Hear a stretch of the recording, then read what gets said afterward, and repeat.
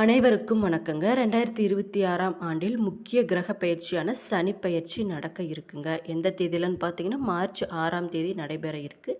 இந்த சனி பயிற்சியில் மிதுன ராசியினருக்கு கிடைக்கக்கூடிய பலன்கள், பரிகாரங்கள், வழிபட வேண்டிய தெய்வங்கள் என்னென்ன அப்படிங்கிறத பற்றியெல்லாம் இந்த வீடியோ பதிவுகளை நான் உங்ககிட்ட சொல்ல போகிறேன். அதுக்கு முன்னாடி நம்ம சேனலை இப்போ தான் நீங்கள் ஃபஸ்ட் டைம் பார்க்குறீங்கன்னா, சேனலை மறக்காமல் சப்ஸ்கிரைப் பண்ணிவிட்டு அப்படியே நோட்டிஃபிகேஷனுக்கான பெல் ஐக்கானையும் கிளிக் பண்ணிக்கோங்க. அது மட்டும் இல்லாமல் வீடியோவை ஸ்கிப் பண்ணாமல் முழுசாக பாருங்கள். அப்போ தான் நான் சொல்ல வர பயனுள்ள கருத்துக்கள் உங்களுக்கு புரியுங்க. இப்போ வாங்க வீடியோக்குள்ளே போகலாம்.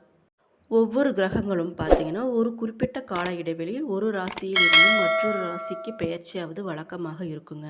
இந்த கிரக மாற்றமானது 12 ராசிகளுக்கும் அதன் தாக்கத்தை ஏற்படுத்தக்கூடும். அது மட்டும் இல்லாமல் இந்த மாற்றம் சில ராசிக்காரர்களுக்கு சுப பலன்களையும் சில ராசிக்காரர்களுக்கு அசுப பலன்களையும் கொடுக்கக்கூடியதாக இருக்குங்க. வரும் மார்ச் மாதத்தில் முக்கிய கிரக மாற்றமானது சனி பயிற்சி நடக்க இருக்குது. அதாவது மார்ச் 6ஆம் தேதி காலை 8:24 மணிக்கு சனி பகவான் தன் சொந்த வீடான கும்பராசியிலிருந்து குருவின் வீடான மீனராசிக்கு பயிற்சியாக உள்ளாருங்க. இதனால் சனி பகவானின் இந்த பயிற்சி காரணமாக பொருளாதாரத்தில் நல்ல முன்னேற்றம் ஏற்படும். அது மட்டும் இல்லாமல் மலைப்பகுதிகளில் நிலச்சரிவு போன்றவை ஏற்படுவதற்கான வாய்ப்புகள் நிறைய இருக்குது. மருத்துவத்துறையில் இருப்பவர்கள் உங்களுக்கு புரட்சி அதிகமாக ஏற்பட காரணமாக இருக்குங்க. அன்பார்ந்த மிதுன ராசி அன்பர்களே, இந்த சனி பயிற்சியில் 10ஆம் பாவத்தில் சனி பகவான் அமரப்போகிறார். இதனால் தொழில் கர்மஸ்தானத்தில் சனி பகவான் அமரப்போகிறாருங்க. 10ல் பாவி இருந்தால் அரசனை போல யோகமின்றி என்று கூறுவார்கள். நீங்கள் எந்த அளவுக்கு நேர்மை நியாயம் உழைப்போடு இருக்கிறீர்களோ அந்த அளவுக்கு யோகத்தை பெறுவீர்கள். உப்பிற்கான ஊதியம் கிடைக்கும் காலகட்டமாக இருக்குங்க வரக்கூடிய நாட்கள். நேர்மை நியாயத்திற்கான பலன்களை நீங்கள் பெறுவீர்கள். கடின உழைப்பை போடுபவர்களுக்கு தொழிலில் அபரிமிதமான முன்னேற்றம் ஏற்படுங்க. சனி பகவான் 3, 7, 10 விசேஷ பார்வையான 4, 7, 12ஆம் பாவத்தை பார்ப்பதால் சொகுசாக இருப்பீர்கள். வசதி வாய்ப்பு உங்களுக்கு அதிகரிக்கும். குடும்பத்தில் மகிழ்ச்சி பெருகுங்க. சொகுசான வாழ்க்கை நீங்கள் வாழ போகிறீங்க வரக்கூடிய நாட்களில். எப்படின்னு பார்த்தீங்கன்னா, முன்பு இருந்ததை விட இப்போது கொஞ்சம் நல்ல வாழ்க்கையை அனுபவிப்பதற்கான யோகம் உங்களுக்கு உண்டாகும். அம்மாவின் ஆரோக்கியத்தில் முன்னேற்றம் ஏற்படும். அம்மாவின் ஆதரவு உங்களுக்கு எப்பொழுதுமே இருக்குங்க. களத்திரஸ்தானத்தை சனி பகவான் பார்ப்பதால் மிதுன ராசி கணவன் மனைவி இடையே சுமூகமான உறவு ஏற்படும். பஞ்சாயத்துக்கள் தீருங்க. கணவன் மனைவி விட்டு கொடுத்து செல்வது மிக மிக நல்லது. உங்களுக்கும் உங்கள் பிஸ்னஸ் பார்ட்னருக்கும் இடையே நல்ல உறவு ஏற்பட வாய்ப்பு இருக்குது. 12ஆம் இடமான அயன சயன போக ஸ்தானத்தை சனி பகவான் பார்ப்பதால் நல்ல தூக்கம், நல்ல சாப்பாடு சாப்பிடுவது, வெளிநாடுகளுக்கு செல்வது, வெளியூர் செல்வது, சுற்றுலா செல்வது, ஆன்மீக தலங்களுக்கு செல்வது, வீடு வாங்குவது, கார் வாங்குவது போன்ற யோகங்கள் அனைத்துமே உங்களுக்கு உண்டாகுங்க. அது மட்டும் இல்லாமல் நீங்கள் வழிபட வேண்டிய தெய்வம் என்னன்னு பார்த்தீங்கன்னா, நினைத்தது எல்லாம் சாதகமாக யோகம் உங்களுக்கு உண்டாகும். சுப விரயங்களை செய்து மகிழ்வீர்கள். உங்களுடைய ரகசியங்கள் வெளியில் வராது. அது மட்டும் இல்லாமல் பூர்வீக சொத்துக்கள் உங்களுக்கு அனைத்துமே கிடைக்குங்க. ஒரு முறைக்கு இருமுறை வேலை செய்தாலும் அதில் வெற்றி பெறும் யோகம் உங்களுக்கு உண்டாகும். 100க்கு 75% நன்மைகளையே நீங்கள் பெறுவீர்கள். பெருமாள் ஸ்ரீ ராமச்சந்திர வழிபாடு உங்களுக்கு நல்ல ஒரு ஏற்றத்தை கொடுக்கக்கூடியதாக இருக்குங்க. அன்பு நேயர்களே, சனி பகவான் 9 மற்றும் 10ஆம் இடத்திற்குரிய அதிபதியாக இருக்கிறார்.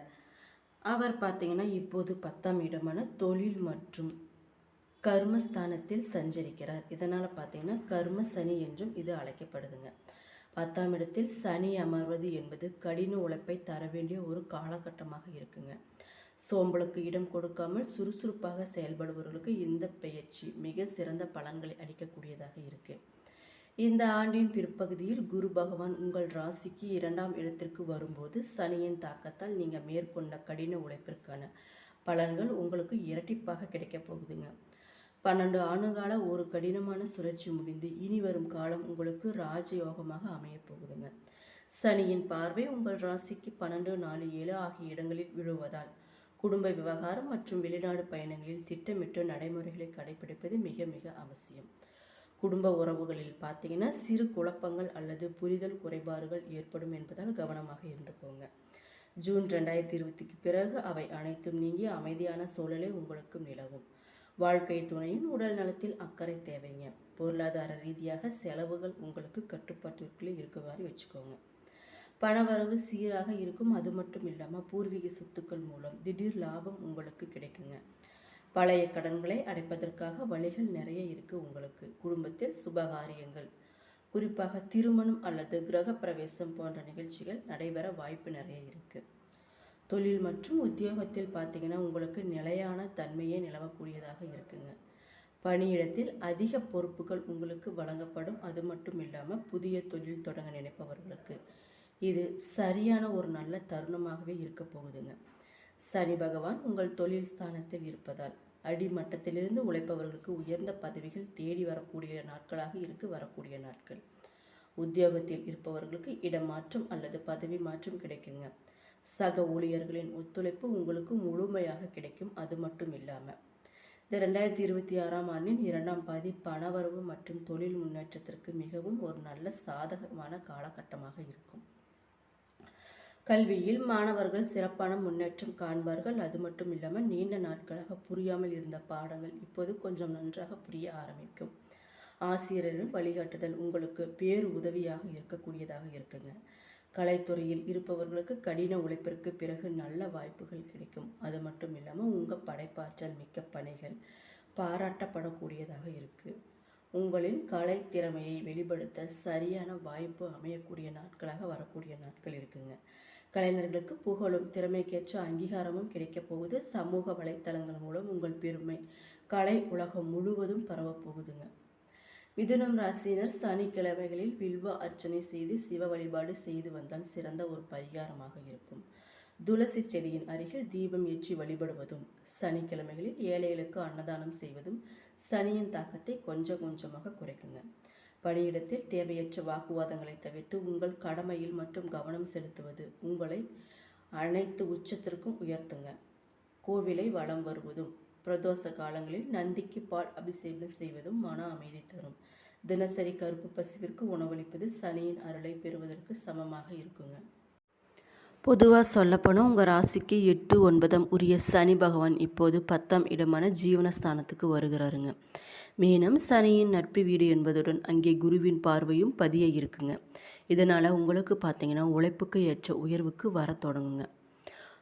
அலுவலகத்தில் உங்கள் திறமை உரியவர்களால் உணரப்படுவீர்கள். அதே சமயம் எந்த செயலிலும் அவசரமும் அலட்சியமும் கூடவே கூடாதுங்க.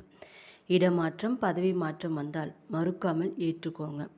பணி சார்ந்த ரகசியங்களை உங்கள் நிழலிடமும் பகிர வேண்டாம். இல்லத்தில் சுமூகமான போக்கு நிலவக்கூடியதாக இருக்குங்க. சுபிட்சமாக அது மாற வேண்டுமானால் உங்கள் வார்த்தைகளில் நிதானம் தேவைங்க.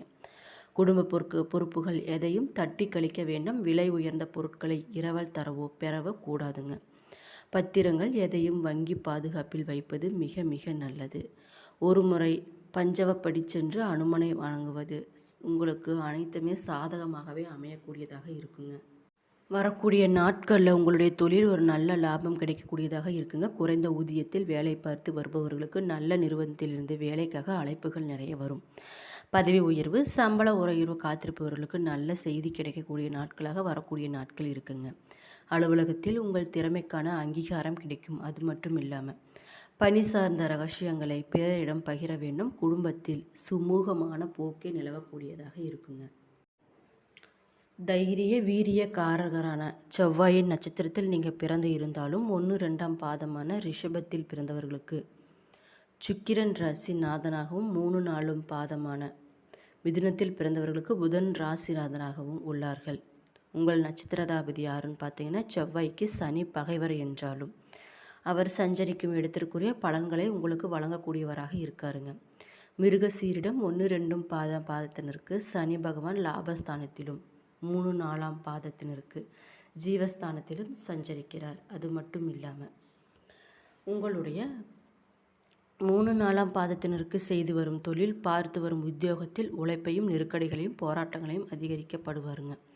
ஆனால் இக்காலத்தில் மற்ற கிரகங்களின் சஞ்சார நிலைகள், சுய ஜாதகத்தில் கிரகங்கள் அமர்ந்த நிலை, இவை அனைத்துமே உங்களுக்கு நன்மை அளிக்கக்கூடியதாக இருக்கும். திசா புத்திக்கேற்ப இப்பலன்களின் ஒவ்வொருவருக்கும் சில மாற்றங்கள் ஏற்பட நிறைய வாய்ப்புகள் இருக்குங்க. பலன்களும் நிறைய கிடைக்க வாய்ப்பு இருக்குது.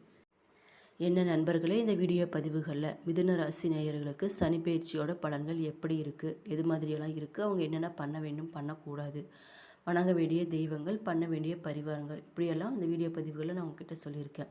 என்னோடய வீடியோ பிடிச்சிருந்தா லைக் பண்ணுங்கள், ஷேர் பண்ணுங்கள், மறக்காமல் சப்ஸ்கிரைப் பண்ணிவிட்டு பாருங்கள். நன்றி.